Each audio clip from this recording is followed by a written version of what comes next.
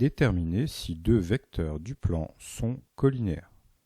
Rappel, soit U un vecteur non nul, c'est-à-dire différent du vecteur nul, un vecteur V est collinaire au vecteur U, si et seulement si V est égal à K fois U. Exercice 1, soit U de composante 1-3 et V de composante moins 1,5, 4,5, démontrer que U et V sont collinaires. On peut donc dire que globalement, V c'est moins 1,5 fois U, et que donc U et V sont collinaires avec un K qui vaut moins 1,5. Ceci nous donne le théorème. Si U et V sont collinaires, c'est équivalent à dire que leurs coordonnées sont proportionnelles. C'est-à-dire, si le produit en croix des composantes de U et V, qu'on appelle le déterminant de U et V, est nul. Autrement dit, si le produit XU fois YV moins le produit YU fois XV est égal à 0, ce qui permet de vérifier que c'est un tableau de proportionnalité. Exercice 2.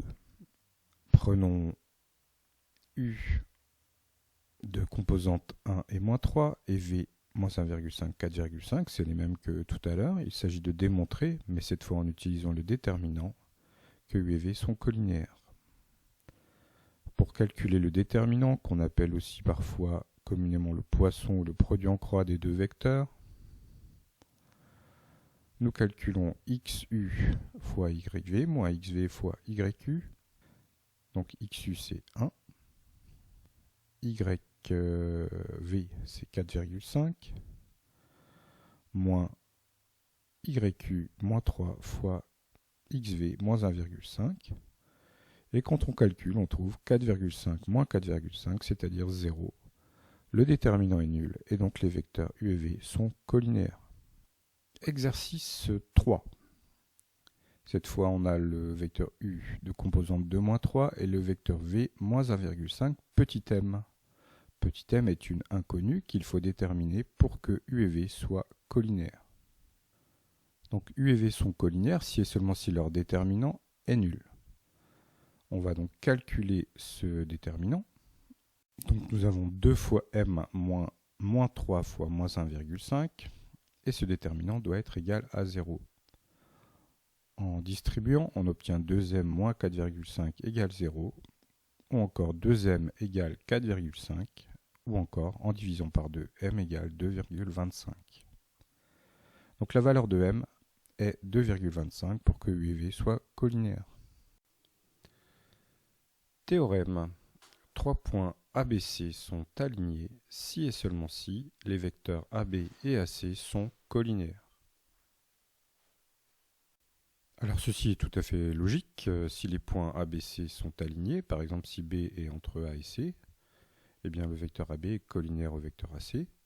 Si c'est C qui est entre A et B, c'est pareil. Et si B et C sont de part et d'autre du point A, pour qu'ils soient alignés, il faut que les vecteurs AB et AC soient collinaires, de sens contraire, mais collinaires quand même. Exercice 4. On considère les points A 1, 1, B 1, 2 et C moins 3, moins 1. Les points ABC sont-ils alignés? Justifiés. Nous allons calculer les composantes des vecteurs AB et vecteurs AC. Le vecteur AB, XB moins XA, YB moins YK, qui nous donne 0, 1. Et le vecteur AC, XC moins XA, YC moins YK, qui donne moins 4 et moins 2. On calcule ensuite le déterminant de ces deux vecteurs, 0 fois moins 2, moins 1 fois moins 4, ce qui donne 4. Comme ce déterminant n'est pas nul, les vecteurs AB et AC ne sont pas collinaires. Donc les points A, B et C ne sont pas alignés. Exercice 5. On a à nouveau 3 points A, B, C et il faut démontrer qu'ils sont alignés. On calcule le vecteur AB avec les coordonnées de A et B. On trouve 2, 1 et le vecteur AC on trouve 10 et 5. On calcule le déterminant de ces deux vecteurs. 5 fois 2 moins 10 fois 1. Et on trouve 0. Donc les vecteurs AB et AC sont collinaires, puisqu'on trouve 0 pour le déterminant. Donc les points ABC sont alignés. Exercice 6. On a à nouveau 3 points et il faut démontrer qu'ils ne sont pas alignés. On calcule le vecteur AB qui a pour composante 2 et 1 et le vecteur AC qui a pour composante 10 et 11 demi. Le déterminant vaut 11 demi fois 2 moins 1 fois 10, ce qui vaut 1. Différent de 0. Donc les vecteurs AB et AC ne sont pas collinaires et les points ABC ne sont pas alignés. Exercice 7. Les points B et C ci-dessus sont alignés avec un point de l'axe des abscisses, lequel? Les points B et C sont de coordonnées -1, -2 pour B et 7, 5 demi pour C. Et on va appeler D de coordonnées x 0 le point ou de l'axe des abscisses qui appartient à la droite BC. X est une inconnue. On calcule le vecteur BC qui a pour composante 8 et 9 demi. Et le vecteur BD. BD a pour composante x moins 1, 0, moins 2. En simplifiant, on trouve x plus 1 et 2. Et pour exprimer que BC et BD sont collinaires, on va calculer le déterminant des deux vecteurs. Donc 8 fois 2, moins 9 demi fois x plus 1. Et comme les vecteurs sont collinaires, ce déterminant doit être égal à 0. En le développant, on trouve 16 moins 9 demi de x moins 9 demi. Et donc 23 demi moins 9 demi de x. On résout l'équation. Le déterminant 23 demi moins 9 demi de x égale 0. Si et seulement si 23 demi égale 9 demi de x, on multiplie par 2 neuvièmes de chaque côté pour trouver x égale 23 demi fois 2 neuvièmes, c'est-à-dire x égale 23 neuvièmes. Finalement, le point D a pour coordonnées 23 neuvièmes, 0, puisqu'il est sur l'axe des abscisses. Voyons cela graphiquement, nous avons placé nos deux points B et C. Nous traçons la droite BC et nous regardons le point d'intersection de la droite BC avec l'axe des abscisses. C'est le point qui ici s'appelle A mais que nous avons appelé D dans le raisonnement. Et nous voyons que son abscisse est 2,56. Alors calculons 23 neuvièmes qui est la valeur que nous avons trouvée par le calcul, qui donne bien 2,56, ce qui confirme notre résultat. Exercice 8. Que peut-on dire de deux vecteurs collinaires de même norme? Alors il faut rappeler ce que c'est que la norme d'un vecteur. C'est tout simplement sa longueur. Pour les vecteurs, on dit norme. Donc si deux vecteurs sont collinaires, l'un est égal à k fois l'autre.